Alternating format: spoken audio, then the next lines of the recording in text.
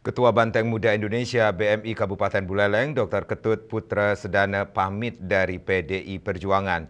Ia memilih mundur dan mengembalikan kartu tanda anggota atau KTA PDI Perjuangan pada Jumat 16 Agustus di Sekretariat DPC PDI Perjuangan. Mundurnya Putra diduga terkait turunnya rekomendasi Pilkada Buleleng ke paket Suchidre Supriyatna.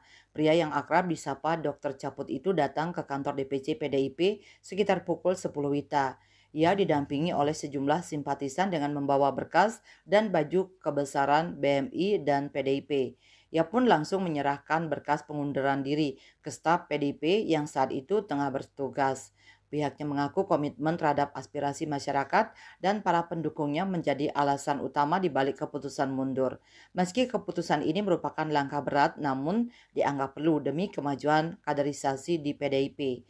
Pihaknya juga menjelaskan bahwa keputusannya ini merupakan bentuk introspeksi diri dan aspirasi dari bawah. Caput mengklaim jika mundurnya dari PDIP karena ingin fokus sebagai dokter kandungan dan akademisi. Saat ditanya akan pindah partai, pihaknya mengaku belum memikirkan hal itu. Nyoman Yuda, Bali Post melaporkan.